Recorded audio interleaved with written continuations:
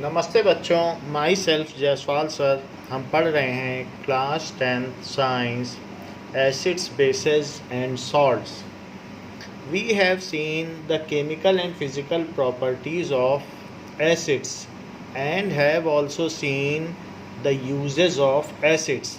Late us come to precautions while handling acids in laboratory.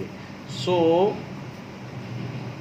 precautions while handling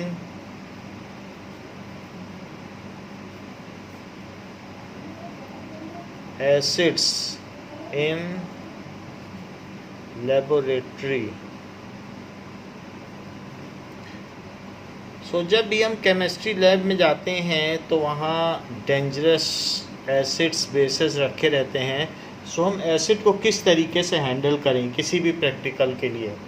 concentrated acids are very dangerous and should be handled with protection. Concentrated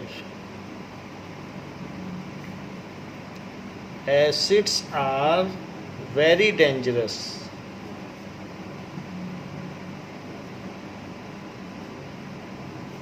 and should be handled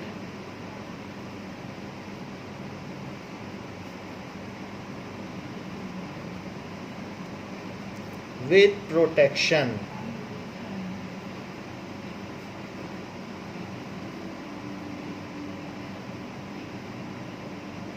We should wear rubber gloves and goggles. We should wear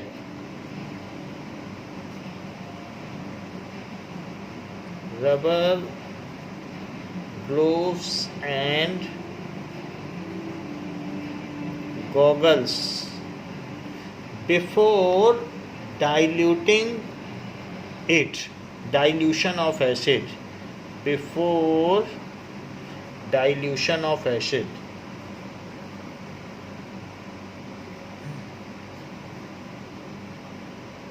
concentrated acid में जो पानी मिलाया जाता है उसको dilution of acid कहा जाता है। तो पानी मिलाते समय हमें काफ़ी केयर रखनी पड़ेगी। ये सारी चीज़ें पहननी पड़ेंगी। इसके अलावा never add water to acid. Dilution of acid is an exothermic reaction. Dilution of acid is an exothermic reaction.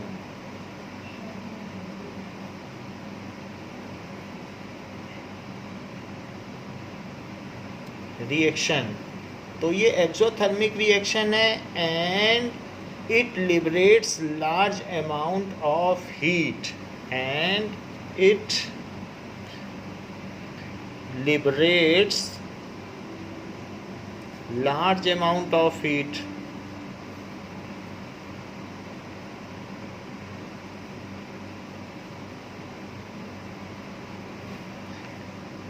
Never add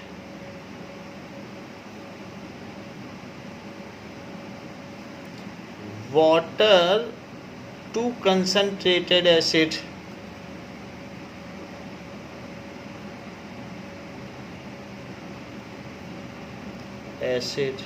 As it may cause cracking of glass beaker and splash of acid.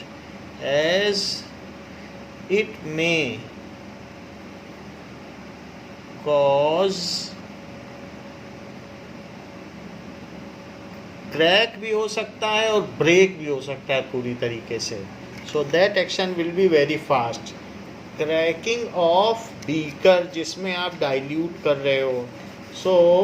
Cracking of beaker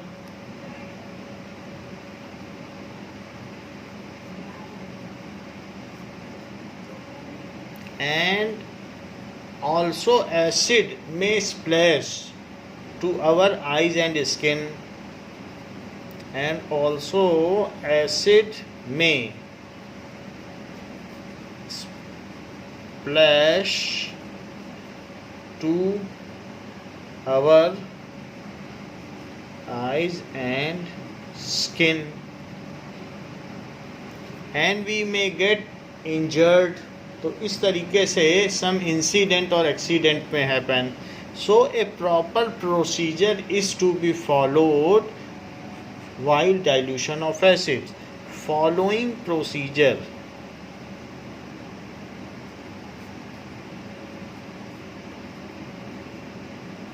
is to be followed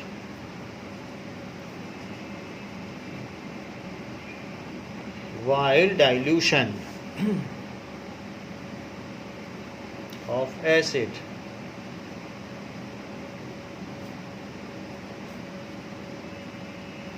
जैसा आपको solution बनाना है, कितना water कितने acid में डालना है, so take calculated amount of water in a beaker.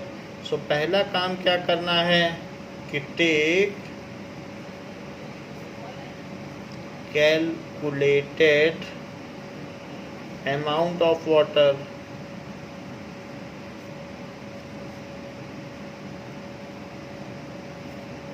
in beaker.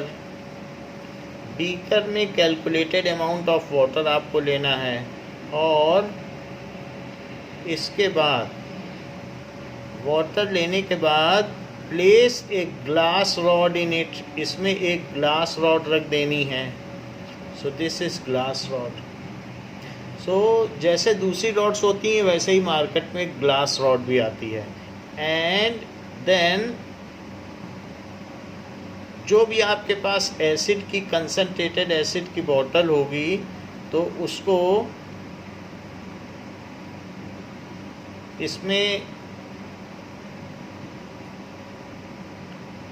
इस तरीके से आपको टिल्ट करना है. तो यहाँ से जो एसिड गिरेगा 1 ड्रॉप इससे होता हुआ ग्लास रॉड के सहारे इसमें गिरता चला जाएगा. तो ये इसमें आ जाएगा और मिक्स हो जाएगा. एंड ऑल्सो कीप ऑन, ऐसा करने पे mix small amount of acid and stir it. इसके लिए आपको इसमें एक स्टिरर डाल देना चाहिए, जो ऐसे स्टिरर होता है आयरन का, वो उसको मिला देगा. फिर से थोड़ा डालो, फिर स्टिर करो. So take calculated amount of water in a beaker. wear rubber gloves in hand and protective eye cover या goggles. wear rubber gloves in hand and protective goggles. ये करना है. Keep away self from beaker. Keep away self from beaker. अपने को beaker से दूर रखना है कि एक्सीडेंटली बोतल इधर उधर हो जाए. Keep away self from beaker. तो इसमें हमने वाटर ले लिया. ये स्टीरर है मिलाने के लिए कि हीट पूरी तरीके से चारों तरफ मिल जाए. ये ग्लास रॉड है और ये कंसनट्रेटेड को CONC भी लिखते हैं, एसिड है. तो ये प्रोसेस ऑफ डाइल्यूशन है जो हम कर रहे हैं. Process of dilution. This is process of dilution. इसका फिगर है. Keep away self from beaker and put a glass rod in water supporting its one end at wall of beaker. Supporting with wall of beaker.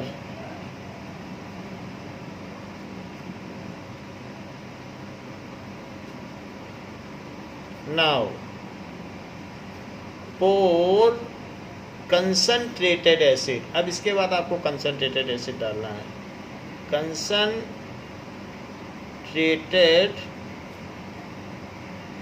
acid on the other end. So pour concentrated acid with support of glass rod, with support of glass rod.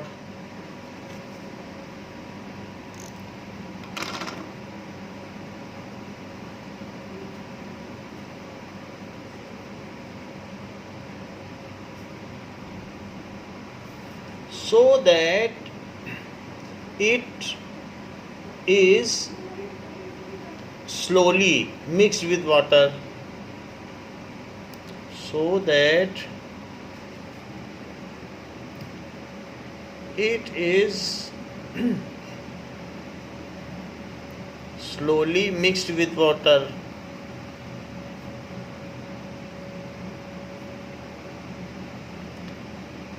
धीरे धीरे ये water में मिलता चला जाएगा. Water has high heat capacity. Acid में high heat capacity नहीं होती है. इसका क्या मतलब है हीट कैपेसिटी? अगर 50 डिग्री भी टेम्परेचर है तो बिना सोचे समझे अपने अगल बगल वाले तालाब में आप कूद जाइए, वो उसका पानी गर्म नहीं होगा और आपको ठंडा लगेगा. तो जितना भी हीट करो पानी थोड़ा ही गर्म होता है. तो इसलिए इसमें जितनी भी हीट निकलेगी उससे वाटर बहुत ज़्यादा गर्म नहीं होगा, थोड़ा सा गर्म होगा, क्योंकि वाटर की हीट कैपेसिटी बहुत ज़्यादा है. So water has high heat capacity, यानी कैपेसिटी टू एब्जॉर्ब हीट, उसको कहते हैं heat capacity. High heat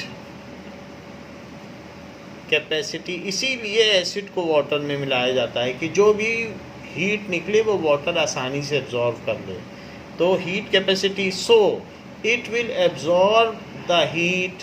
so ये क्या होगा कि इसमें हीट एब्जॉर्ब हो जाएगी और there is a little rise in temperature. So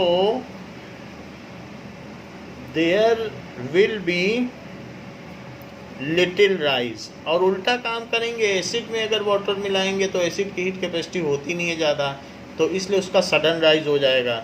little rise in temperature. So in between the process of dilution, move the stirrer so that heat is distributed uniformly. In between the process of dilution, move stirrer, जो stir करने के काम में आएगा, stirrer, so that heat is distributed through out the bulk uniformly, so that जो भी heat है वो पूरी तरीके से डिस्ट्रीब्यूट हो जाए. Heat is distributed through out bulk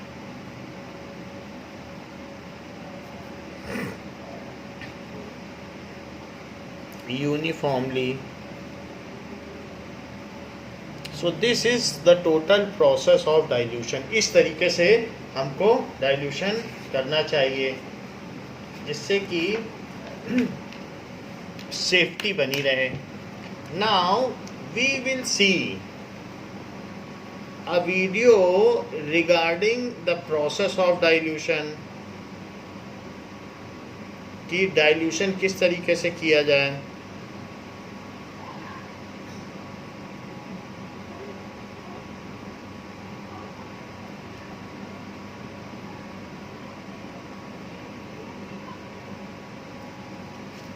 Now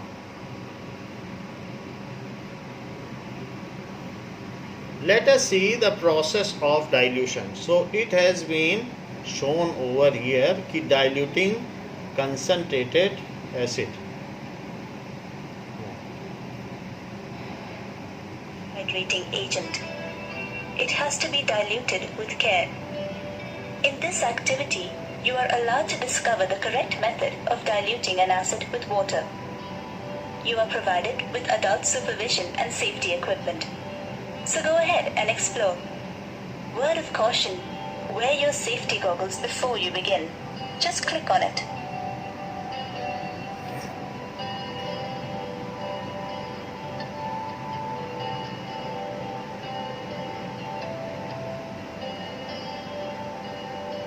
There you are. All you need to do is click on the apparatus or chemical to make it work for you. Your guide will indicate certain instructions off and on. Do pay heed to her.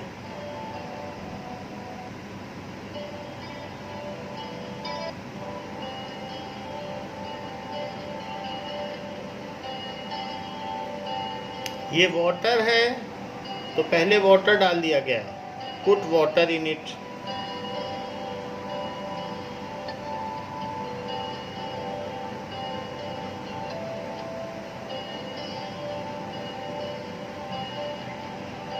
So first we have put water in it. Now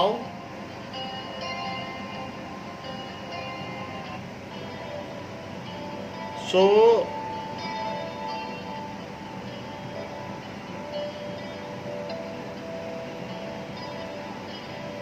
कहा गया है इस conical flask में आप water dropper से भी डाल सकते हैं। सो ड्रॉपर से भी डाल सकते हैं। Don't panic. Click on the fire extinguisher.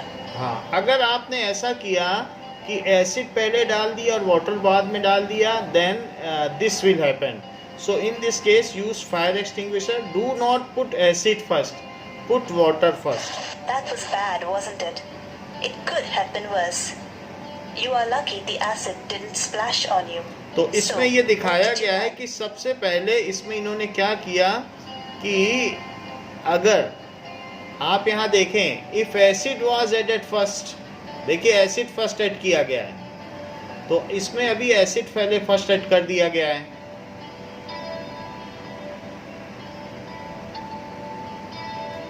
And from other dropper water is added to it.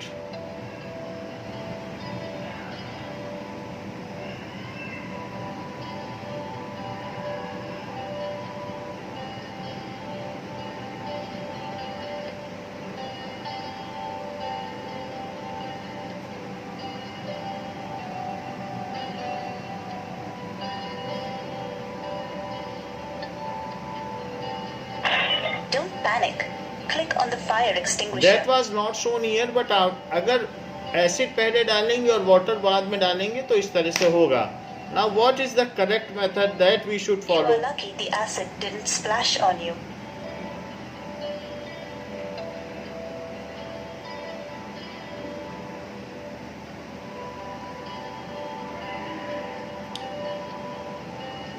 Now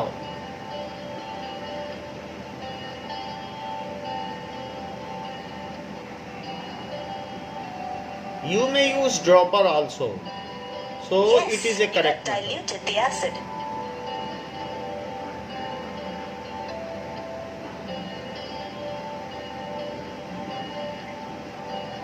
Now we have seen that how the acid was diluted, and the proper method is to be followed to avoid any mishap. So ये किया जाना चाहिए. Now we will see some other thing, that is when acid is diluted तो क्या होता है. So during dilution of acid तो हम एक और चीज़ देखेंगे, hydronium ion that is H3O+. ये क्या होता है?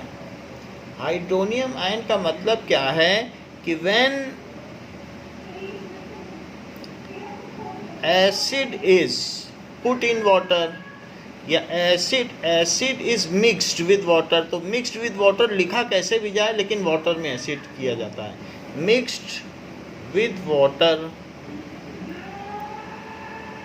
देन क्या होगा, अगर एसिड को मिक्स किया जाएगा then it releases H+ ion. ये तो सभी एसिड करेंगे, चाहे आप HNO3 हो या कुछ भी करो, सब में तो H+ आयन रिलीज होगा. अगर आप HCl में वाटर डाल दें तो भी क्या होगा, तो एक H+ आयन रिलीज होगा और साथ में Cl- आयन रिलीज होगा. ऐसे बाकी में भी होगा. HNO3 में करोगे तो H+ और नाइट्रेट आयन रिलीज होगा. HNO3 में अगर आप करते हैं तो वाटर मिक्स करते हैं सो इसमें H+ आयन रिलीज़ होगा और नाइट्रेट आयन रिलीज़ होगा, ऐसे होगा। तो ये जो H+ आयन है ये है क्या? वास्तव में H क्या होता है? H एक प्रोटॉन है और उसके चारों तरफ एक इलेक्ट्रॉन है। ये हाइड्रोजन एटम होता है, ये हम जानते हैं। लेकिन अगर हाइड्रोजन एटम में से एक इलेक्ट्रॉन निकल जाए, ये चीज़ यहाँ से निकल जाए, तो ऐसे केस में now you are left with proton और इसकी ऑर्बिट में अब कोई भी इलेक्ट्रॉन नहीं बचा है। तो ऑर्बिट का कोई मतलब नहीं, जब इलेक्ट्रॉन नहीं बचा है तो इसका साइज़ बहुत छोटा हो जाएगा और ये हाईली रिएक्टिव हो जाएगा। Now it is proton. जब मैं H+ कहता हूँ तो इसका नाम प्रोटियम भी है क्योंकि प्रोटॉन है। तो प्रोटियम, ड्यूटेरियम और ट्रिटियम ये हम लोगों ने 9th में देखे थे, उसके आइसोटोप्स होते हैं, तो इसलिए इसे प्रोटॉन कहते हैं। जब निकल गया तो प्रोटॉन बोला जाए। अब देखो ये इतना ज़्यादा रिएक्टिव है और इसके पास चार्ज डेंसिटी भी ज़्यादा है, तो ये स्टेबल नहीं रह सकता। H+ is highly unstable. H+ जो रिलीज़ हुआ है, H+ इज़, क्योंकि इसके पास इलेक्ट्रॉन नहीं है और प्रोटॉन है, is highly unstable. It is highly unstable. तो फिर क्या होगा? So it rests on H2O molecule, so it sits on oxygen atom of water molecule, क्योंकि वाटर में ही डाइल्यूट किया गया है, of water molecule,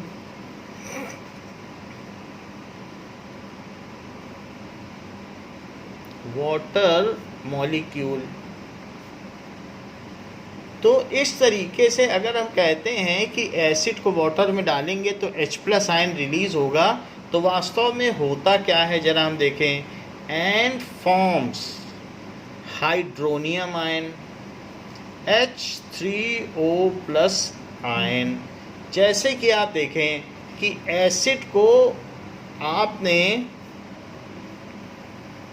वाटर में डाल दिया, तो वाटर में डालने के बाद तो ये H+ हो गया जो कि एक प्रोटॉन है और ये Cl- है। तो ये H+ क्या करेगा? ऑक्सीजन, जो वाटर का ऑक्सीजन है, ये है वाटर का ऑक्सीजन, इसके पास 6 इलेक्ट्रॉन थे। तो 6 इलेक्ट्रॉन में 1 इलेक्ट्रॉनों ने मिलकर यहाँ एक बॉन्ड बना लिया, इसके 1 इलेक्ट्रॉन के ने इससे मिलके एक यहाँ बॉन्ड बना लिया, लेकिन बाकी तो 4 बचे हुए हैं। तो ये H+ इससे बोलेगा कि आप अपने 2 लोन पेयर, लोन का मतलब जिन्होंने शेयरिंग न की हो, ये शेयर्ड पेयर हैं, 1 इसका 1 इसका, तो शेयर्ड है, ये शेयर्ड पेयर ऑफ इलेक्ट्रॉन, 1 इसका और 1 इसका, तो ये भी शेयर्ड पेयर है, 2 लोन पेयर हैं।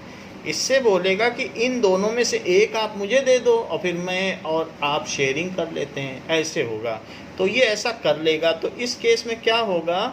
ऑक्सीजन कहेगा ठीक है मैं अपना 1 इलेक्ट्रॉन तुमको दे देता हूँ, लेकिन जैसे इस हाइड्रोजन को 1 इलेक्ट्रॉन मिल गया तो इसका प्लस चार्ज ख़त्म हो गया। क्यों? क्योंकि इसने इसको दे दिया, 2 थे ना इसके पास, तो 1 इसको दे दिया। और बाकी जो ये वाले नीचे के थे, देखो अभी भी मैंने इसके पास 6 ही दिखाए, 6, 2, 2, 4 और 2, 6, ये सब ऑक्सीजन के ही तो हैं। 1 इसने इसको दे दिया है, लेकिन ये ऑक्सीजन अगर इसको अपना 1 इलेक्ट्रॉन दे देगा तो सेंटर में तो प्रोटॉन पूरे हैं, बट 1 इलेक्ट्रॉन इसने इसको दे दिया, तो इस ऑक्सीजन पे प्लस चार्ज आ जाएगा, क्योंकि अपना 1 इलेक्ट्रॉन कोई भी देगा तो प्लस चार्ज आ जाएगा। अब नंबर ऑफ प्रोटॉन्स 1 एक्सेस हो जाएंगे। और ये जो 2 हाइड्रोजन अलग से थे वाटर मॉलिक्यूल के, उनके पास भी 1 इलेक्ट्रॉन था, तो वो अपना बॉन्ड बना ही रहे थे। वो शुरू में ही आपको बता दिया कि ये लोग अपना बॉन्ड बना के डुप्लेट पूरा कर रहे थे। अच्छा, ऑक्सीजन ने क्या किया? ऑक्सीजन ने भी अपना ऑक्टेट तो पूरा कर लिया, ऑक्टेट पूरा कर लिया। हाँ, शेयरिंग जरूर करनी पड़ी, लेकिन अभी भी उसने कहा तुम हमारे पास रह सकते हो, लेकिन लेके नहीं जाने देंगे। जाओगे तो H+ बन के जाओगे, कोई भी जाएगा तो H+ बन के जाएगा, लेके नहीं जाने देता है, ये इलेक्ट्रोनिगेटिव है। और इस हाइड्रोजन ने भी अपना डुप्लेट पूरा कर लिया। इस तरीके से ऑक्सीजन का ऑक्टेट पूरा हो गया, इन सब का डुप्लेट पूरा हो गया उतने ही इलेक्ट्रॉनों में। हाँ, चूँकि ऑक्सीजन ने अपना एक इसके साथ शेयर किया है या उसको दिया है तो इस पर प्लस चार्ज आ गया। वैसे भी इस पर नेट देखो, पहले एक प्लस चार्ज था तो कहीं ना कहीं रहेगा, तो वो अब इस तरीके का स्ट्रक्चर बन गया है। अब इस पे 3 बॉन्ड है और इस पे प्लस चार्ज है। इस चीज़ को कहते हैं कि H3O+, तो इसको कहेंगे हाइड्रोनियम आयन। Hydronium ion. तो जब भी एसिड अगर वाटर के साथ मिलेगा तो क्या होगा, जरा हम ये देख लें। ये देखिए कि अगर एसिड वाटर के साथ मिलेगा तो H3O+ बनाएगा, जिसको कि हाइड्रोनियम आयन कहेंगे, H3O+। ये हम देख लें ऐसा क्यों होगा। फिर इसके बाद जब ये बन जाएगा देन दे गेट सराउंडेड। अब इसके बाद क्या होगा, ये इसके साथ रिएक्ट कर लेगा। ये इतना रिएक्टिव है कि टूटते ही इसके ऊपर बैठ जाएगा, इतना मौका ही नहीं देगा कि इसके चारों तरफ हाइड्रेशन हो, इस पर बैठ जाएगा, फिर जो होना है सो हो। तो जब HCl को वाटर में डाला गया तो HCl प्लस वाटर में डालने पर H3O+ बन गया। H2O ये है और एक HA, तो ये मिल के क्या बना बताओ, H3O+। क्योंकि इसका जो इलेक्ट्रॉन था वो क्लोरीन ने ले लिया, बोला कि हमें तो ऑक्टेट पूरा करना है, मेरे 7 इलेक्ट्रॉन है, तुम अपना यहीं छोड़ के जाओ। और क्लोरीन का क्लोराइड आयन बना, जिस पे निगेटिव चार्ज होता है उस पे आइड लगाते हैं और जिस पे प्लस है तो ईएम लगाते हैं। तो ये बन गया हाइड्रोनियम आयन, ईएम लगा दिया, और ये बन गया chloride ion. So this is hydronium ion. अब ये वाटर मॉलिक्यूल से घिर जाएंगे, इसे कहते हैं कि एक्वियस हो गया या हाइड्रेटेड हो गया, और ये भी वाटर मॉलिक्यूल से घिर जाएगा, फिर ये कभी नहीं मिल पाएंगे। और ये है क्लोराइड आयन। तो इस तरीके से HCl अगर वाटर से मिलेगा तो हाइड्रोनियम आयन और क्लोराइड आयन बन जाएगा। नाउ आप सिंपली भी ये कह सकते हैं कि यहाँ क्या हुआ होगा कि जब H+ है सो H+ H2O के साथ मिल जाएगा and it forms hydronium ion. This is hydronium ion. H+ is highly unstable because it is proton. Electron निकलने के बाद बचा क्या, proton. It is highly unstable, so it immediately sits. जहाँ भी इसको इलेक्ट्रॉन मिलेगा, यहाँ इलेक्ट्रॉन खाली मिले यहीं बैठ गया। तो इस तरीके से H+ इज़ वेरी स्मॉल। ये हाइड्रोजन मॉलिक्यूल से 1,00,000 गुना छोटा है, क्योंकि ये न्यूक्लियस ही तो है हाइड्रोजन मॉलिक्यूल का। तो ये 10⁻⁻15 मीटर का है, जबकि जो एटम होता है H एटम वो कितना बड़ा होता है। तो अगर आप देखोगे तो इसका साइज़ है 10⁻⁻10 मीटर, और जबकि न्यूक्लियस का साइज़ कितना है 10⁻⁻15 मीटर। तो ये इतना छोटा है प्रोटॉन। तो एक हाइड्रोजन एटम में जब इलेक्ट्रॉन हट जाएगा तो उसके बाद यही तो बचेगा, तो 1,00,000 गुना छोटा बचा। 1,00,000 गुना छोटा है, आप 1,00,000 से डिवाइड करो यही आ जाएगा। तो इस तरीके से H+ इज़ प्रोटॉन, जिसको कि हम हाइड्रोजन आयन भी कह रहे हैं।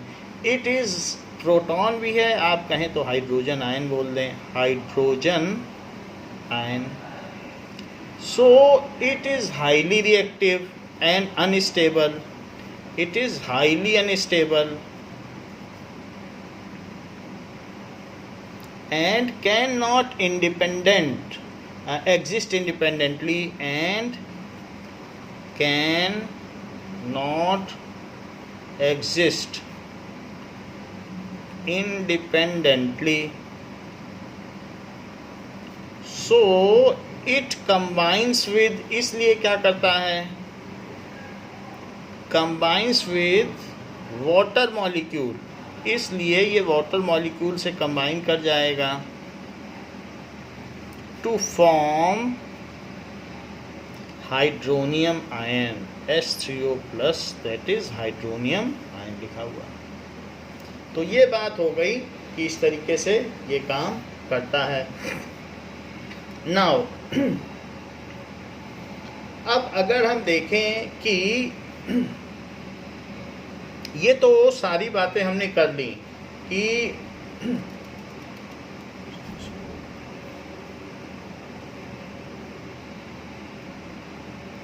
नाउ अगर हम एक प्रैक्टिकल करते हैं, सो वन एक्सपेरिमेंट,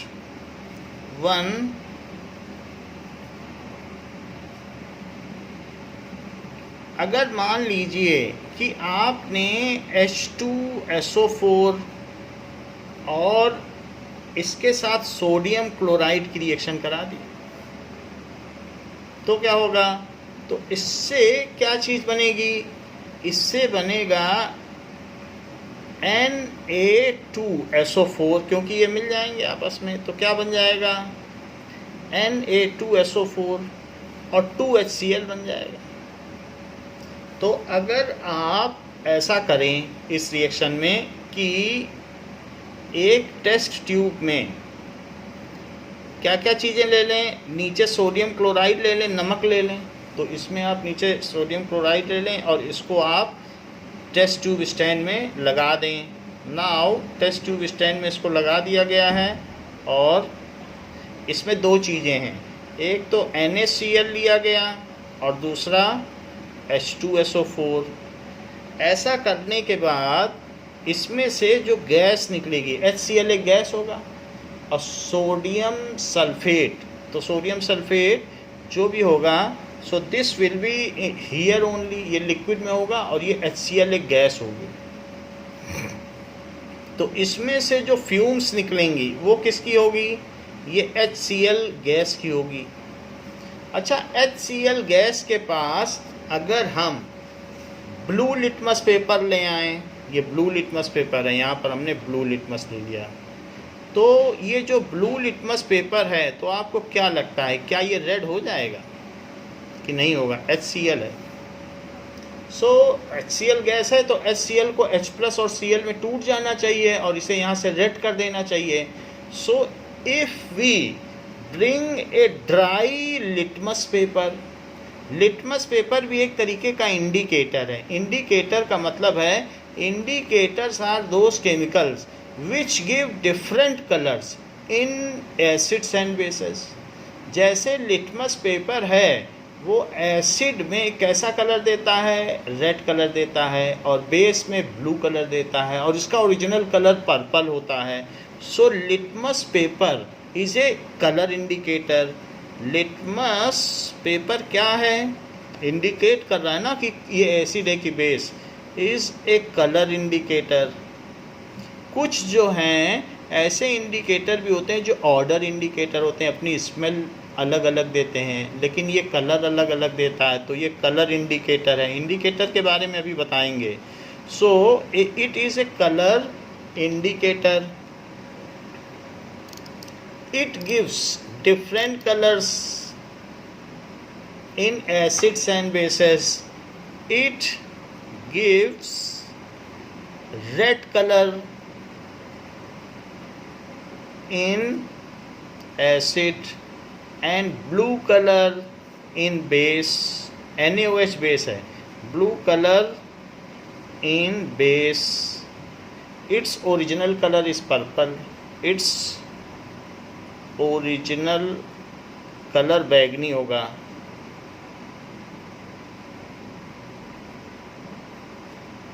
इस तरीके से, तो ये कलर इंडिकेटर हो गया। When we bring dry litmus paper over the mouth of test tube, when we bring dry blue litmus paper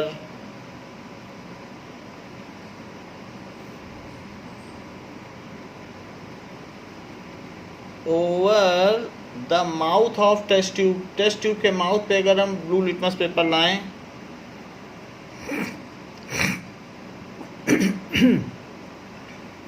tube, तो क्या होगा? क्या इसका कलर चेंज होना चाहिए? टेस्ट ट्यूब तो क्या होगा, then no colour change is observed, no colour change is observed. ऐसा क्यों होता है? HCl तो एसिड है, तो उसे ब्लू लिटमस को रेड कर देना चाहिए। तो जैसे हमने देखा कि यहाँ पर भी हमने नींबू पानी में ये मिलाया था litmus paper, blue litmus paper, तो ये रेड कलर का हो गया था। तो इसको भी ऐसा कर देना चाहिए। तो क्यों नहीं हुआ? ब्लू लिटमस पेपर रेड क्यों नहीं हुआ? इट इज़ ड्यू टू, ऐसा इसलिए, to the fact that HCl is a molecule. ये मॉलिक्यूल है। कैसे मॉलिक्यूल है कि जो H है उसके पास एक इलेक्ट्रॉन है और Cl की आउटर ऑर्बिट में कितने इलेक्ट्रॉन हैं? 7। Cl का अगर आपको मालूम है तो कॉन्फ़िगरेशन 9th में पढ़ा हो तो 287 होता है, और H में तो 1 इलेक्ट्रॉन होते हैं तो इसका 1 होता है।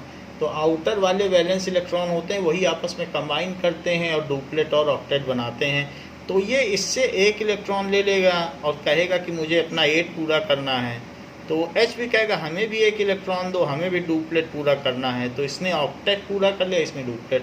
तो ये कहा जाएगा कि H और Cl ने आपस में बॉन्डिंग कर ली, एक एक इलेक्ट्रॉन की शेयरिंग है तो एक लाइन खींच दी। तो ये मॉलिक्यूल है। जो लोग ऐसे बॉन्डिंग करते हैं सो उसको कहते हैं केमिकल बॉन्ड बन गया। जब इलेक्ट्रॉन की शेयरिंग होगी तो कहते हैं केमिकल बॉन्ड बन गया है, तो ये केमिकल बॉन्ड हो गया। और ये अब ये HCl ऐसे लिखा जा सकता है या ऐसे भी लिखा जा सकता है। HCl इज मॉलिक्यूल, ये टूट नहीं सकता। Molecule and it does not contain H+ ion. इसमें कहाँ है H+ ion? And it does not contain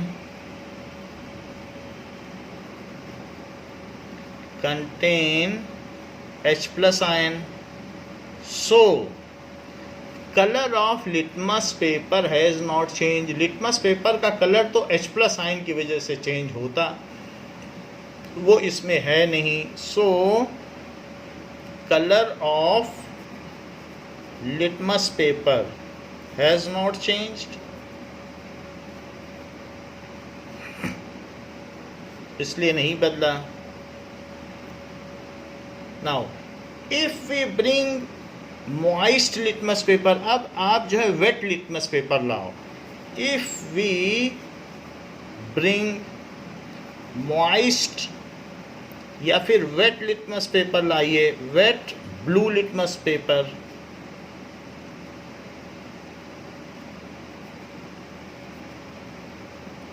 near mouth of test tube, mouth of test tube, तो क्या होगा? अगर टेस्ट ट्यूब के माउथ में आप इस तरह से लाएंगे, then white fumes coming out of the beaker, white fumes of HCl when comes in contact with moist litmus paper, when comes in contact with water of litmus paper, water of litmus paper, क्योंकि उसे आपने पानी में भिगा दिया है paper, then it dissociates, तो ये किसमें डिसोसिएट हो जाएगी? into H+ आयन, एंड ये H+ में डिसोसिएट हो जाएगी एंड Cl- आयन, क्योंकि HCl वाटर में डालने पे ही डिसोसिएट होता है। क्योंकि इसको तोड़ने के लिए, बॉन्ड को तोड़ने के लिए एनर्जी कहाँ से आएगी? अपने आप नहीं टूटता है, बॉन्ड कोई भी हो तो तोड़ना पड़ेगा। तो जो इसके हाइड्रेशन से एनर्जी निकलती है, 1-2 मॉलिक्यूल तो टूट जाएंगे, लेकिन अगर बंच में टूटना है तो जब इसका हाइड्रेशन होता है तो वो एक एक्सोथर्मिक रिएक्शन है, उसमें लार्ज अमाउंट ऑफ हीट निकलती है और उसमें से बहुत सारी हीट इसमें नए बॉन्ड्स को तोड़ने में इस्तेमाल होती है और धीरे धीरे करके सारे HCl टूट जाते हैं। तो हीट दोगे तभी तो टूटेगा, वरना कैसे कोई बॉन्ड टूट जाएगा। तो वो हीट कहाँ से आएगी? जब पानी में डालोगे तो इसका एक एक करके बॉन्ड टूटेंगे तो हाइड्रेशन होगा। मान लो 2 जूल एनर्जी चाहिए तो 1-2 बॉन्ड टूट गए, तो अब वाटर में जाएंगे तो जब हाइड्रेशन होगा उन दोनों मॉलिक्यूल्स का तो 20 जूल एनर्जी निकलेगी, उससे 10 नए बॉन्ड टूटेंगे। तो इसलिए उसी से ये फिर आगे ये सीरीज चलती रहेगी और सारे बॉन्ड टूट जाएंगे। तो इसीलिए कहा जाता है वाटर में डालने पर ही आयोनाइजेशन होता है। All salts and all acids and base get ionized in water, क्योंकि वाटर हाइड्रेशन एनर्जी देता है। तो इस तरीके से it dissociates in H+ and Cl- ion. Now H+ converts blue litmus into red. Now H+ converts blue litmus into red. तो अगर वही मैं उस टेस्ट ट्यूब के पास जिसको कि मैंने H2SO4 और NaCl डाला था, तो उसी टेस्ट ट्यूब के पास अगर मैं क्या करता, ये NaCl है, NaCl कॉमन सॉल्ट, और ये H2SO4 है वो भी कंसनट्रेटेड, और यहाँ पर अगर मैंने मॉइस्ट लिटमस पेपर लिया होता, तो जो मॉइस्ट लिटमस पेपर अगर मैंने लिया होता तो उससे इसका कलर जिसके संपर्क में ये HCl आया है तो वो उतने को ब्लू कर देता। तो ऐसा हो जाता। ये चीज़ कि मॉइस्ट होने से ये ऐसा करता है, ये आपके बुक में ये दिखाया गया है, तो इसको आप देख लें कि किस तरीके से अगर मॉइस्ट लिटमस पेपर है तो उसका कलर चेंज हो गया है और कंसनट्रेटेड HCl और सोडियम क्लोराइड भी मिक्स किया गया है।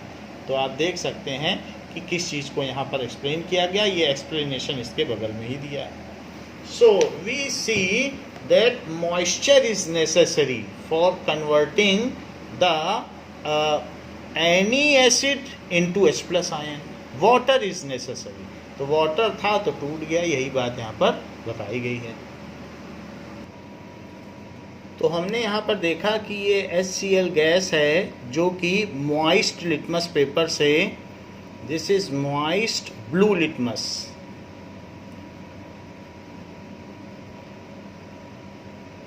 has been converted into red when it has came in contact with HCl, because HCl has dissociated in this, and the H+ ion is responsible for converting it from blue to red, क्योंकि acid responsible होते हैं और acid वही होते हैं जो H+ ion में टूटते हैं।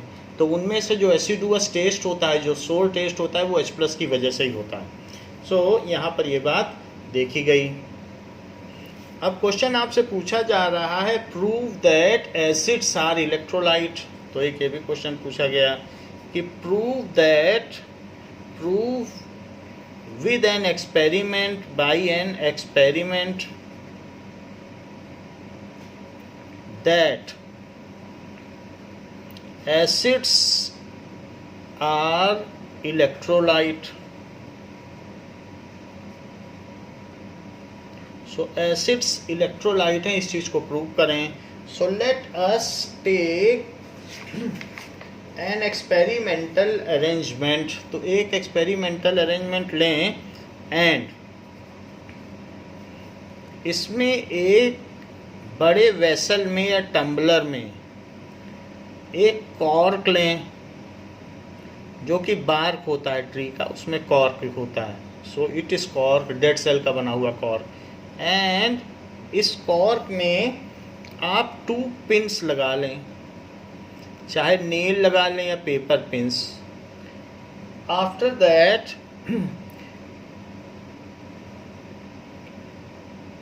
Connect it with wire. इस पिन से इसको, ये जो पिन है इससे कनेक्ट करें सेल, और सेल से कनेक्ट कर दें एक बल्ब कनेक्ट कर दें। And after that there should be some switch जिसको कि ऑन रखें, और इसको यहाँ कनेक्ट कर दें। And fill the tumbler with distilled water. इसको डिस्टिल्ड वाटर में, डिस्टिल्ड वाटर क्या है, वाटर वेपर को कूल कर दो तो वो डिस्टिल्ड वाटर है, it is free from mineral, pure water. So ऐसे आपने कर दिया। सो नाउ मेक अरेंजमेंट, ये कॉर्क है और ये इलेक्ट्रिक सर्किट हो गया। सो यहाँ पर वाटर है ऊपर, यहीं से इलेक्ट्रिक सर्किट पूरा होगा, कॉर्क के अंदर डाल दिया तो वहाँ तो नहीं होगा, यहाँ से ऊपर ऊपर इलेक्ट्रिक सर्किट। अगर मान लीजिए यहाँ कुछ चार्ज कैरियर होगा तो पूरा हो जाएगा। Now make an arrangement,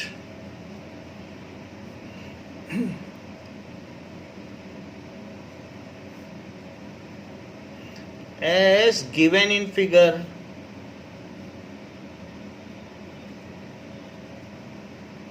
and put this in distilled water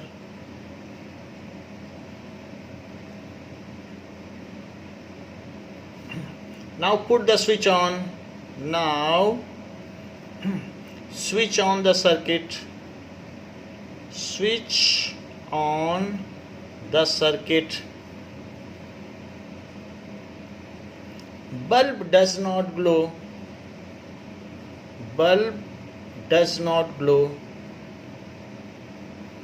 bulb glow नहीं करता क्योंकि डिस्टिल्ड वाटर में कुछ आयन नहीं होते, वो H2O रहता है, वो सब मॉलिक्यूल है, कुछ भी आयन नहीं है। तो एक हमारे पास ये प्लस है और एक माइनस है, तो यहाँ पे ये प्लस है एंड और ये माइनस टर्मिनल है। सो इसकी दो टर्मिनल्स हैं, तो यहाँ से यहाँ तक कुछ अगर चार्ज कैरियर नहीं होगा तो कैसे ये सर्किट कंप्लीट होगा। सो this is distilled water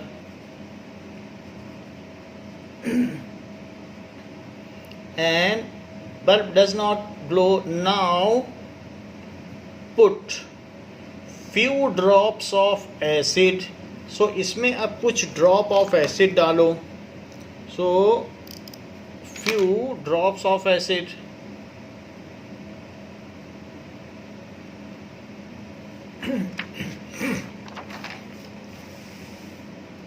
of acid.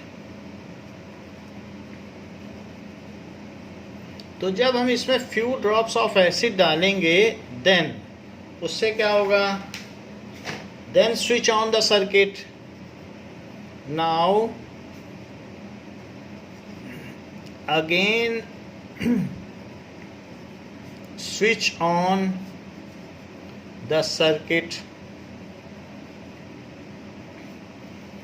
bulb starts glowing, bulb starts glowing as circuit is completed.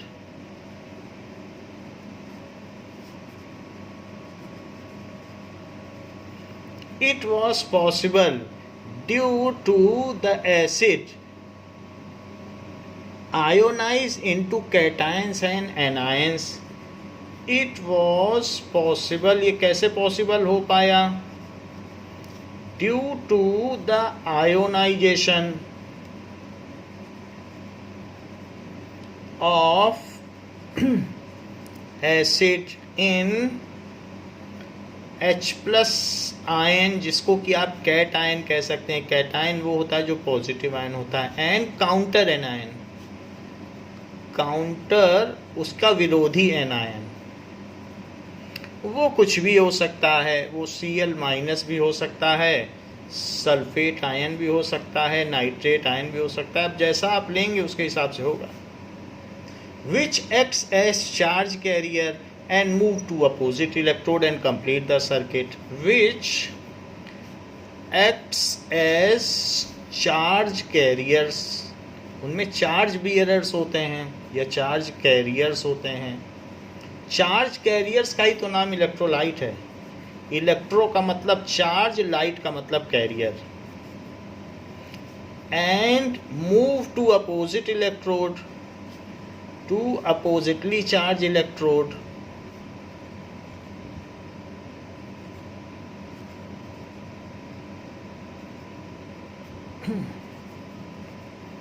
Electrode and complete circuit, the circuit This proves that acids are electrolyte. This proves that acids are electrolyte.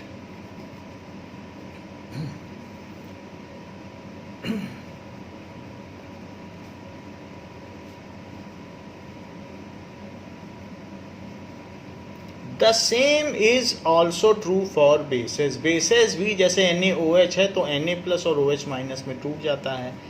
The same is also true for bases. तो ये basis के साथ भी true है, जैसा कि आपकी book में दिखाया गया है और एक एक्सपेरिमेंट के थ्रू ये बात बताई गई है कि एसिड सॉल्यूशन कंडक्ट इलेक्ट्रिसिटी. तो यहाँ पर ये बात एक्सप्लेन की गई है. Now acids are corrosive in nature. The same thing, acid and bases are corrosive in nature. It is shown by a symbol कि हाथ पर अगर ये गिरेगा तो इट इज़ डेंजरस. सो कहीं पर अगर एसिड या बेस जा रहा है किसी टैंकर में या किसी ट्रक में, तो उस व्हीकल में इस तरीके का साइन बना होगा जिससे ये पता चलता है कि इट इज़ वार्निंग साइन. ये रेड साइन है कि दीज आर कोरोसिव थिंग्स. या कहीं से भी अगर आप एसिड या बेस की बॉटल लाएंगे तो उसमें भी ये साइन होना चाहिए. तो ये तो बात हमने आपको बता दी कि acids are corrosive in nature. Now let us see that recapitulate certain things. जैसे कि HCl अगर इन 5 चीज़ों के साथ रिएक्ट करेगा तो क्या करेगा. पहले तो ये रिएक्ट करे Mg के साथ, फिर MgO के साथ, फिर इसके बाद MgCO3 के साथ, और फिर MgHCO3 होल ट्वाइस के साथ, और फिर उसके बाद NaOH के साथ. तो metal oxide, metal carbonate, metal bicarbonate और NaOH बेस. तो 5 चीज़ों के साथ इसकी केमिकल प्रॉपर्टी है. तो Mg के साथ रिएक्ट करेगा तो MgCl2 बनाएगा और H2O. जब मेटल के साथ रिएक्ट करता है तो हाइड्रोजन गैस रिलीज करता है तो H2 बनाएगा. और यहाँ पर MgCl2 बनाएगा और H2O, क्योंकि इसके पास ऑक्सीजन है. यहाँ पर MgCl2 बनाएगा प्लस CO2 बनाएगा प्लस वाटर बनाएगा. बैलेंसिंग अलग से देखी जाएगी तो क्योंकि यहाँ 2 CO2 बनेंगे, सो वो बैलेंसिंग यहाँ नहीं लिखी जाती. सो MgCl2 बनाएगा, CO2 बनाएगा और वाटर बनाएगा. और NaOH एक बेस है. वैसे MgOH होल ट्वाइस भी बेस है, जिसमें OH आते हैं सब बेस हैं. तो ये NaCl बनाएगा और साथ में H2O बनाएगा. जैसे हमने यहाँ पर दिखाया कि HCl यानी एसिड ने metal oxide, metal carbonate, metal bicarbonate और बेस के साथ रिएक्ट की, वैसे ही हमें H2SO4 के साथ भी दिखाना चाहिए. तो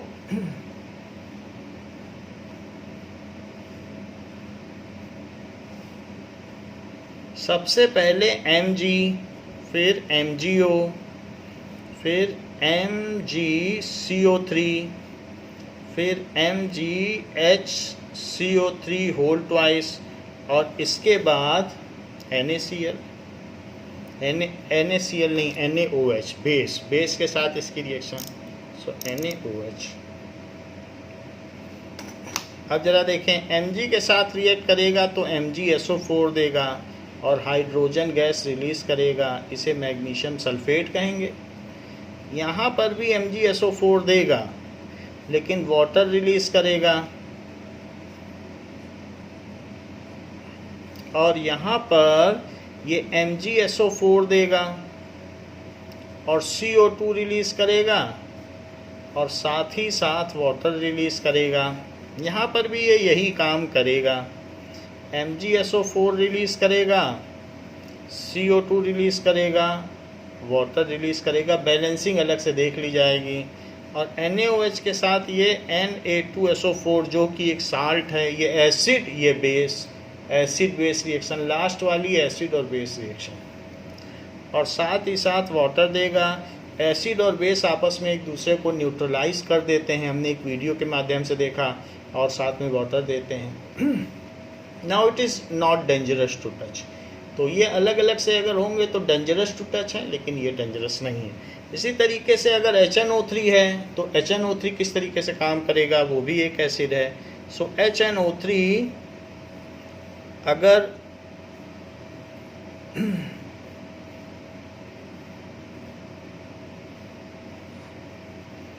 Mg के साथ रिएक्ट करे, MgO के साथ रिएक्ट करे, या MgCO3 किसी के साथ भी कर सकता है, हम Mg के साथ ही सबका ले रहे हैं, क्योंकि Mg के साथ इसमें कोई एक्सेप्शन नहीं है, Mg और Mn के साथ ये एक्सेप्शन नहीं है।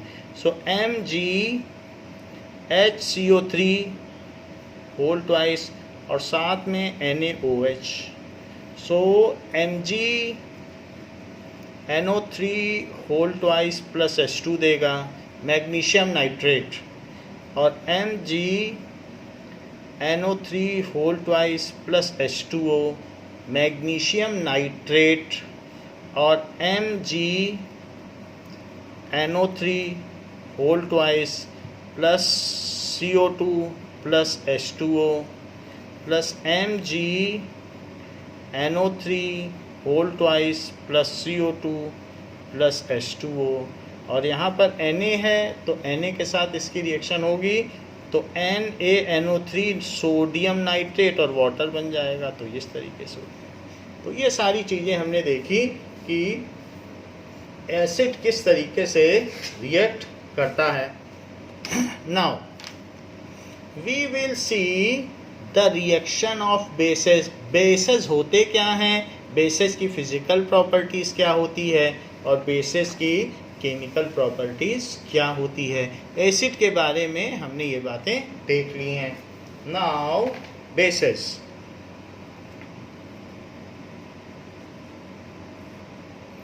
So substance that release OH ion, substance that release OH ion in water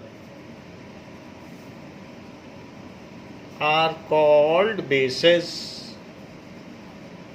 उनको बेस कहेंगे। Those release OH ion are called bases.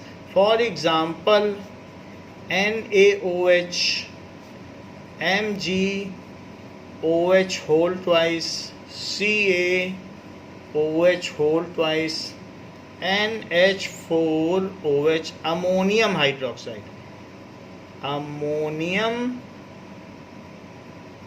hydroxide। क्यों?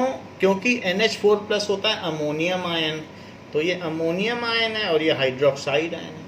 ये तो आपको मालूम है, sodium hydroxide, magnesium hydroxide, calcium hydroxide, और ये क्या होगा, potassium hydroxide, LiOH, lithium hydroxide, ये सारे हो गए। तो यहाँ पर ये सारे के सारे बेसेस हो गए।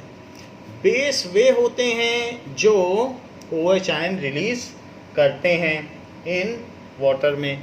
यहाँ पर जो मिल्क ऑफ मैग्नीशिया है, ये क्या होता है, ये एंट एसिड है। कभी कभी हमको एसिडिटी हो जाती है तो मिल्क ऑफ मैग्नीशिया हम पी लेते हैं, तो उससे सूदिंग इफेक्ट होता है, पेट की जलन कम हो जाती है। एज होने पर ये चीज़ होती है। और ये कैल्शियम हाइड्रोक्साइड है, दैट इज़ लाइम वाटर, जो भी हम लोगों ने वीडियो में, पिछले वीडियो में भी देखा था, लाइम वाटर है। अगर इसमें CO2 ब्लो किया जाए तो ये मिल्की हो जाता है। ये बहुत डेंजरस एसिड है। इसको तो हम पी सकते हैं, इससे घर की पुताई होती है। ये हाथ में पड़ जाए तो गड़बड़ हो जाएगी, ये सब पड़ जाए तो गड़बड़ हो जाएगी। ये वीक एसिड है, इसके होने से कुछ नहीं होता। नाउ तो हम ये बात देख रहे हैं कि अगर एसिड को वाटर में डाल दिया जाए तो क्या होगा, ये Na+ में टूट जाएगा और साथ में OH आयन में टूट जाएगा, वो भी एक्वियस होगा। ऐसा क्यों होगा? क्योंकि जो ऑक्सीजन है, तो ऑक्सीजन के पास वैसे तो 6 इलेक्ट्रॉन है, तो एक इलेक्ट्रॉन ये और एक इलेक्ट्रॉन ये, 6 है पूरे, क्योंकि ऑक्सीजन में 8 होते हैं, तो इनर ऑर्बिट में 2 और बाहर में 6 हो गए। लेकिन इसे तो अपना ऑक्टेट पूरा करना है, तो ऑक्टेट कैसे पूरा करें? तो इसने एक हाइड्रोजन के साथ तो अपना बॉन्ड बना लिया कि भाई ठीक है, ऐसा हम कर लेंगे, हम तुम्हारा एक ले लें, तुम हमारा एक ले लो। और सोडियम ने भी कहा कि मुझे तो एक इलेक्ट्रॉन की ज़रूरत नहीं है, और Na का वैसे 281 होता है 11, तो उसने कहा कि तुम मेरा एक इलेक्ट्रॉन ले ही लो, तुम ले लो, हम नहीं लेंगे, हमें नहीं चाहिए। तो इसने इसका एक इलेक्ट्रॉन ले लिया। अच्छा, अब ले लिया तो सब इसी के हो गए। सोडियम ने कहा हम लेंगे नहीं, तुम ले लो, लेकिन जब इसने ले लिया तो इस पर माइनस चार्ज आ गया कि नहीं आ गया? अब ये प्लस और माइनस आपस में अट्रैक्टेड रहे। इस तरीके के बॉन्ड को जिसमें साझेदारी नहीं होती और वन साइडेड डोनेशन होता, इसने दिया ना, तो ये वाला जो बॉन्ड है, फिर ये अट्रैक्ट कैसे हुए? क्योंकि अपोजिट चार्ज है, एक पे प्लस और एक पे माइनस। तो ऐसा बॉन्ड जिसमें वन साइडेड डोनेशन है, फिर भी ये चिपका हुआ है। क्यों चिपका हुआ है? क्योंकि अट्रैक्शन है। इस इलेक्ट्रॉन अट्रैक्शन को कहेंगे इलेक्ट्रोस्टैटिक अट्रैक्शन, विद्युत आकर्षण बल। सो इस अट्रैक्शन को और इस बॉन्ड को क्या कहेंगे? ये भी एक केमिकल बॉन्ड है, क्योंकि इलेक्ट्रॉनों के लेने देने से हुआ है। तो इस बॉन्ड को कहेंगे आयनिक बॉन्ड, या फिर कहेंगे इलेक्ट्रोवैलेंट बॉन्ड। इलेक्ट्रॉन देने से हुआ, इसलिए इसका नाम पड़ गया इलेक्ट्रोवैलेंट बॉन्ड। और न माने तो आयनिक बॉन्ड, इलेक्ट्रॉन दे के ये आयन बना लिया, तो इसका नाम हो गया आयनिक बॉन्ड। और इसने क्या किया कि भाई तुम एक दो तो हम एक दें, तो दोनों की साझेदारी से बना है। तो इस तरीके के बॉन्ड को कहेंगे covalent bond. Covalent bond, bond दो तरीके के होते हैं। केमिकल बॉन्ड, वो कौन कौन से होते हैं? सो केमिकल बॉन्ड इलेक्ट्रॉन के लेने या देने से बनते हैं, और उसी वजह से सारे मॉलिक्यूल बनते हैं। तो एक ये टाइप हो गया और दूसरा ये टाइप हो गया। So the bond formed between various elements either by sharing of electron or by donation of electron, one sided donation, are known as chemical bonds. Bond formed by, क्या चीज कही गई? Between two or more elements, between atoms of elements, either by sharing of electron or by transfer of electron.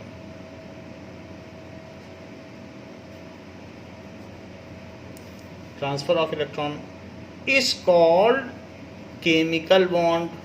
उसे रासायनिक बंध कहते हैं, chemical bond.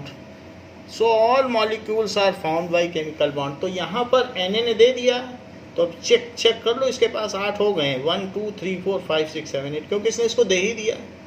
फिर भी इसके साथ ये यहाँ पर ऐसे अट्रैक्टेड है, क्योंकि इस पे प्लस और माइनस है, तो इसने इसके साथ इलेक्ट्रोवैलेंट बनाया ये। लेकिन जैसे ही ये NaOH पानी में गया, तो ये इससे दूर भाग गया, बोला अब तो मुझे हाइड्रेशन करना है, पानी से चारों तरफ घिरना है।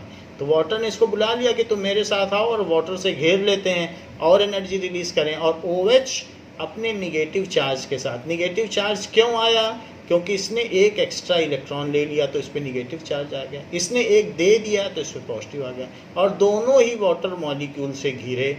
तो जब ये वाटर में जाते हैं तो होता क्या है? वाटर में अगर NaOH को मिलाओगे तो Na अलग हो जाएगा और OH अलग हो जाएगा, और Na भी वाटर मॉलिक्यूल से घिरेगा और OH भी घिरेगा, फिर ये कभी भी नहीं मिल पाएंगे।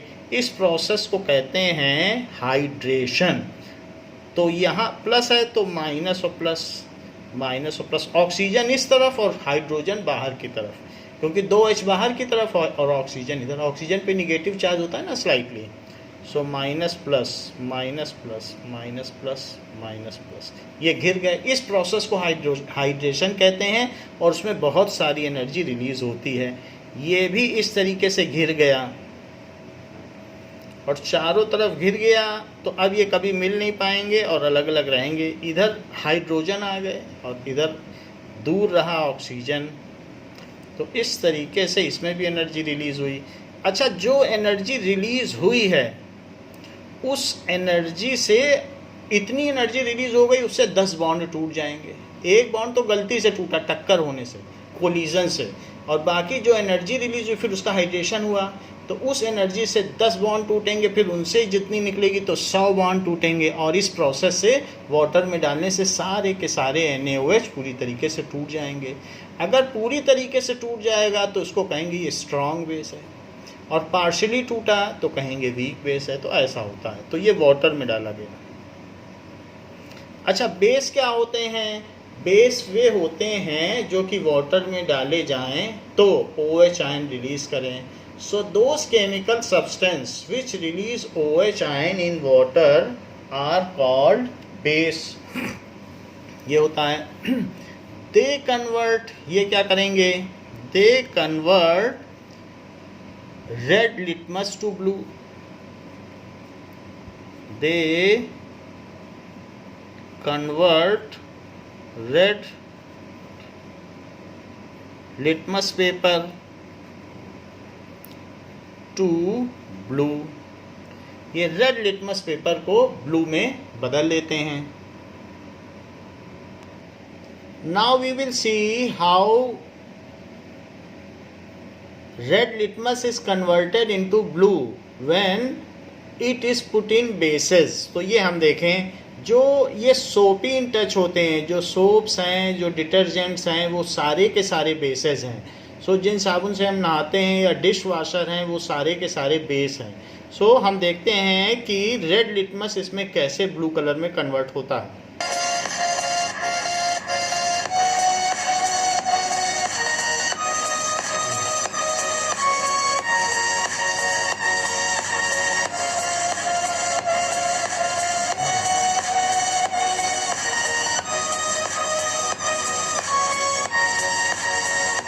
देखिए ये ब्लू कलर में कन्वर्ट हो गया है, तो इससे ये पता चलता है कि ये बेस है।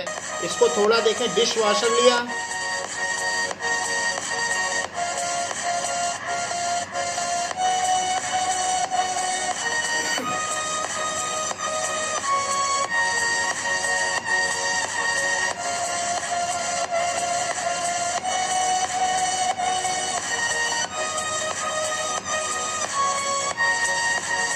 तो ये ब्लू कलर में कन्वर्ट हो गया है। That means it is base. Base converts blue red litmus to blue.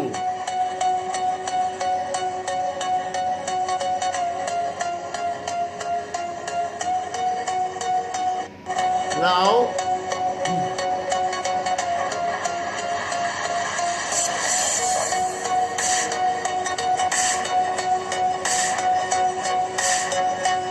ये तो हमने देख लिया है कि एसिड क्या करते हैं। Acid converts blue litmus to red.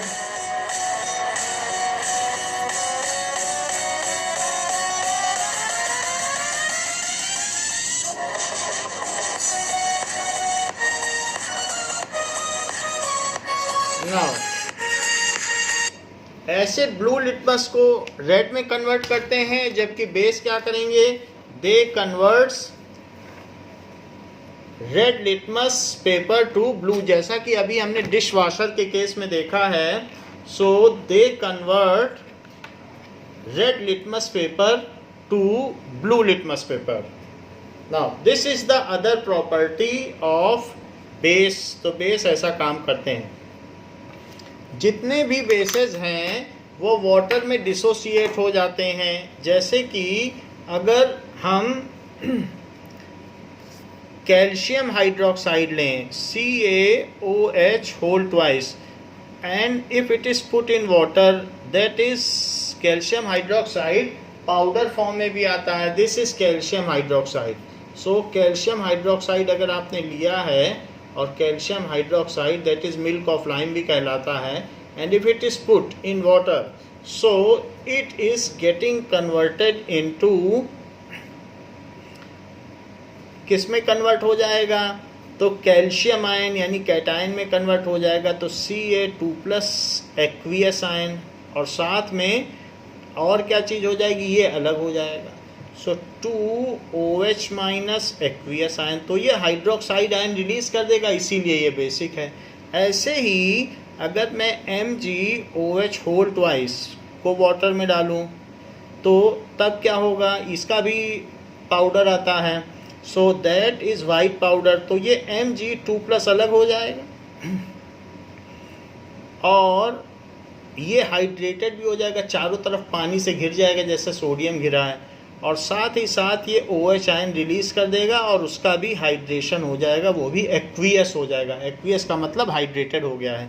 यदि आप KOH के साथ ऐसा करते हैं, जो कि एक डेंजरस एसिड है, ये दोनों वीक एसिड हैं, तो वो भी क्या करेगा, वाटर में डालने पर पोटाशियम आयन एक्वियस में कन्वर्ट हो जाएगा और OH- दे देगा. तो इस तरीके से हम देखते हैं कि जितने भी बेसेस हैं, या फिर अमोनियम हाइड्रोक्साइड ही क्यों न ले लें, अमोनियम हाइड्रोक्साइड वीक बेस है, लेकिन वाटर में डालने पर वो भी 1,00,000 मॉलिक्यूल में एक मॉलिक्यूल अलग हो जाता है, और वो अमोनियम आयन देता है, और साथ ही साथ OH- एक्वियस देता है. तो इस तरीके से all base release OH ion in water. So bases are those substances which release OH ion in water. अगर हम बेसेस का फ्लो चार्ट देखें, तो बेसेस दो तरीके के होते हैं, या तो वो स्ट्रॉन्ग बेस होंगे या वीक बेस होंगे. तो बेसेस दो तरीके के होते हैं, तो स्ट्रॉन्ग बेस और वीक बेस.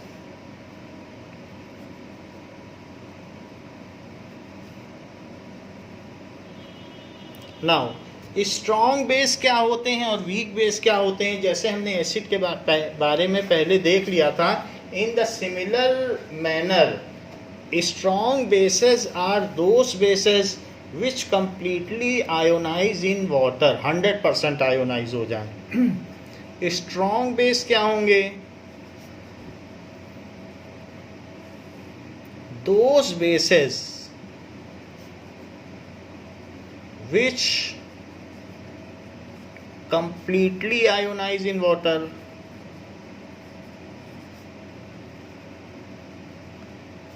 Ionize या dissociate in water.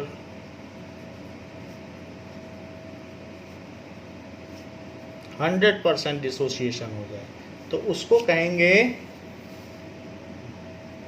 That is base.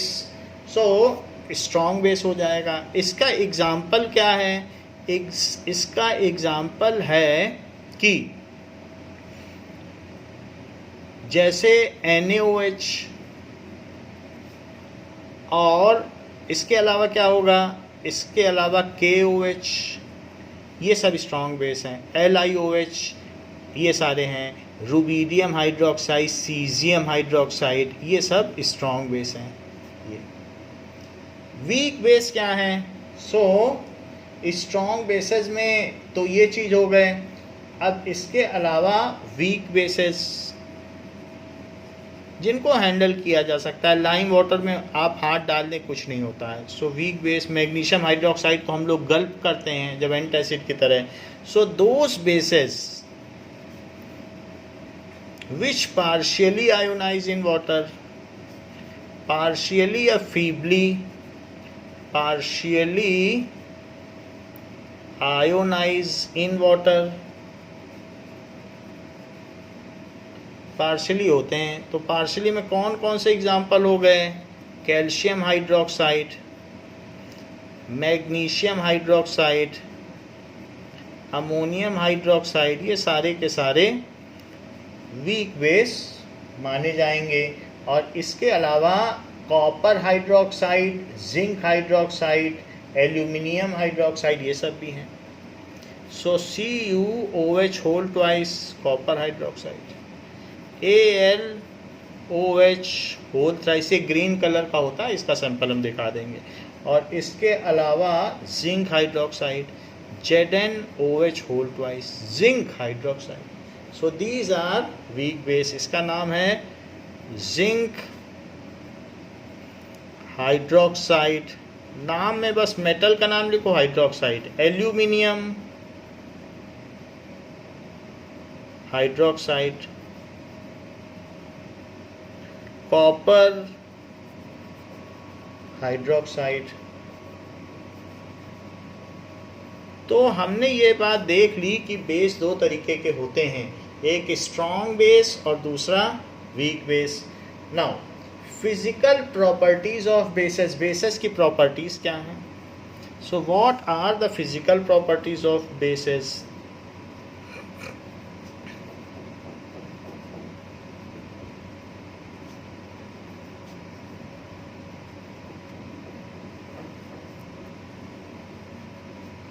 So bases have bitter taste. अगर आप साबुन का एक टुकड़ा मुंह में डालें या डिटर्जेंट थोड़ा सा मुंह में रखेंगे तो कड़वा टेस्ट आएगा। So bases are bitter in test.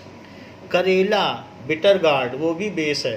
Bases are bitter in taste. दूसरी चीज, दे आर सोपी इन टच। हाथ में जैसे भिंडी है, इसको पकड़ोगे तो फिसलेगी। जैक फ्रूट है, कटहल है, तो चिकनापन लगेगा। इसी तरह ब्रिंजल में भी है। सो दे आर सोपी इन टच। और सोप तो सोपी होते ही हैं। सो दे आर सोपी इन टच, छूने में सोपी रहते हैं। ये रेड लिटमस को ब्लू में बदल देते हैं। बेसेस कन्वर्ट, बी से ही पता चल रहा है कि ब्लू में बदल देगा। So bases convert red litmus to blue, finally blue में बदलेगा। बी से पता चल रहा है, बेस टू ब्लू, पहला और आखिरी लेटर सेम है। सो बेसेस ब्लू। चौथी चीज, बेसेस आर इलेक्ट्रोलाइट। क्यों? क्योंकि बेस वाटर में टूट जाएंगे और Mg और OH आयन देंगे तो ये conduct electricity. So bases dissociate in water in cation and anion. So bases dissociate in water in anion. OH तो सभी देंगे, जिसको कि निगेटिव आयन है तो एनायन कहेंगे। And counter cation, counter cation कोई मेटल का होगा, वो कोई भी हो सकता है। Mg2+ भी हो सकता है, Ca2+ भी हो सकता है, Zn2+ भी हो सकता है, Na+ भी हो सकता है, K+, किसी में भी किसी न किसी का तो बेस होगा ही। तो इस तरीके से टूटेंगे। And conduct electricity, and conduct, लेकिन कभी कभी ये नॉन मेटेलिक भी हो सकते हैं, जैसे NH4OH, तो ये नॉन मेटेलिक है। एंड कंडक्ट इलेक्ट्रिसिटी, तो इसलिए इनको क्या कहेंगे? सो दे आर कॉल्ड इलेक्ट्रोलाइट, इसलिए इनको इलेक्ट्रोलाइट कहेंगे। सो बेसेस आर इलेक्ट्रोलाइट, क्योंकि कंडक्ट करते हैं इलेक्ट्रिसिटी। तो ये सारी प्रॉपर्टीज हो गई बेसेस की।